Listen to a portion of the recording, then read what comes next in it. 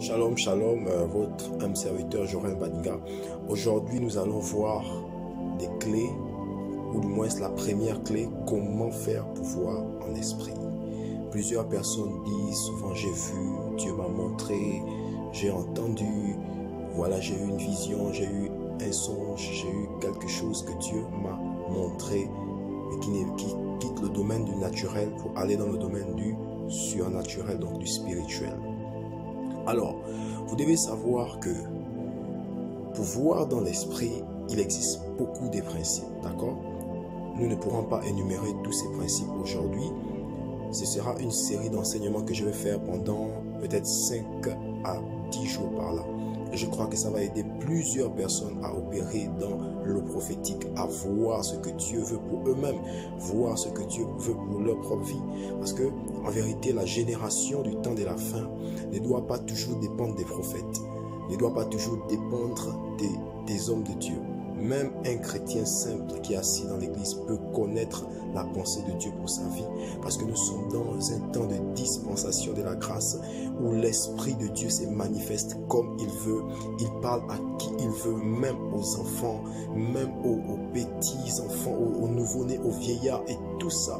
Dieu parle actuellement à tout le monde. À cause de la prophétie de Joël chapitre 2 verset 28, dans les derniers jours, dit Dieu, je répandrai de mon esprit sur toute chair. Vos fils et vos filles prophétiseront, vos vieillards auront des songes, vos jeunes gens des visions. Ok? Donc, la toute première chose qu'il faut savoir, écoutez-moi très bien, la toute première chose qu'il faut savoir avant d'opérer dans la prophétie, ou du moins pour opérer dans le prophétique, pour voir en esprit, parce que le prophétique va dans le domaine de voir en esprit, entendre en esprit. La toute première chose, vous devez savoir que l'homme, quand je parle d'homme, je parle avec un H, l'homme n'est pas que physique. L'homme n'est pas que physique. L'homme est d'abord avant tout spirituel.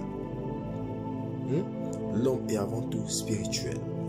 Donc, lorsque vous savez, lorsque vous réalisez que l'homme est d'abord spirituel, vous avez cette capacité de capter les choses de l'esprit. Parce que vous êtes d'abord conscient que vous n'êtes pas qu'un homme physique, mais vous êtes un homme spirituel.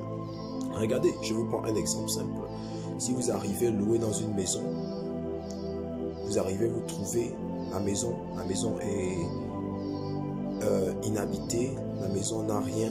Lorsque vous venez vous installer, quand vous allez commencer à meubler cette maison, vous allez commencer à arranger, vous allez commencer à balayer, on aura l'impression que la maison vit. On aura l'impression que la maison vit. Pourquoi? Parce que vous êtes arrivé. Mais s'il n'y a personne, la maison ne vit pas. C'est pareil avec l'homme. Lorsque Dieu a créé l'homme, il y avait ce qu'on appelle le corps, le bachar. L'homme était allongé, mais la Bible déclare, il souffla dans l'homme. Ce n'est que lorsqu'il a soufflé que l'homme a commencé à vivre. Donc c'est pour vous dire que la première clé, l'homme vit dans les deux mondes à la fois.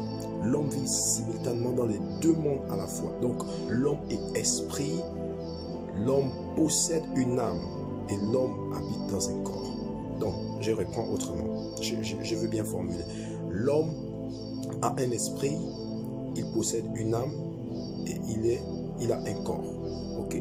Donc la première clé, c'est de savoir que l'esprit en nous peut capter les choses du spirituel.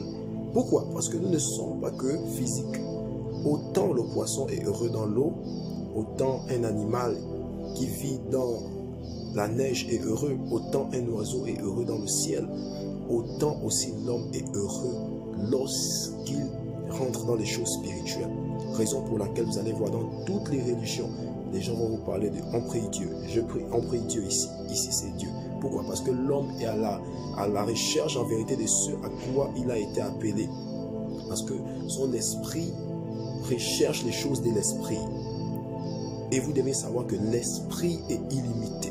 Ça fait même partie des clés pour opérer dans la précision prophétique. Il y en a qui demandent, mais comment on fait pour entendre des noms? Si vous avez connu des gens qui blaguent avec le prophétique, c'est pas tout le monde. Il y a des gens qui n'ont pas touché à la magie pour prophétiser. Il y a des gens à qui Dieu parle parce qu'ils ont développé beaucoup de principes. Il est écrit, mon peuple périt par faute de connaissance. C'est la connaissance en fait qui t'empêche d'avoir la puissance. et le savoir qui t'empêche d'avoir le pouvoir. Donc, aujourd'hui, c'est la première clé que nous allons voir. Faire la différence entre son corps, son âme et son esprit. L'esprit est le domaine de l'homme le plus élevé, le plus haut. L'esprit n'a pas de limites. Lorsque vous avez réalisé que je peux être là, mais mon esprit peut voir ce qui se passe dans un autre pays. Par exemple, ici, je suis au Gabon, mais mon esprit peut voir ce qui se passe en France. Je suis dans ma maison, mais mon esprit peut voir ce qui se passe à la route. Là, vous avez la conscience que l'esprit n'a pas de limites. Et l'âme gère les émotions, l'âme gère les sentiments, l'âme gère tout ce que vous pouvez connaître comme envie, désir et tout ça. Mais le domaine spirituel, c'est le domaine, c'est le moyen par lequel Dieu passe pour parler à l'homme. Donc, ma toute première clé de cet enseignement qui n'est pas long aujourd'hui, faites la différence entre le corps, l'âme et l'esprit. Et sachez que vous êtes des esprits dans des corps. Et un esprit est capable de capter les choses de l'esprit. Parce que c'est son milieu. Ok? Donc, la toute première clé que nous voyons aujourd'hui, c'est celle-là. Demain, je vais parler d'autres clés. Ça, je peux appeler ça la clé 0. Parce que c'est la base. C'est l'élément basique. Que Dieu vous bénisse.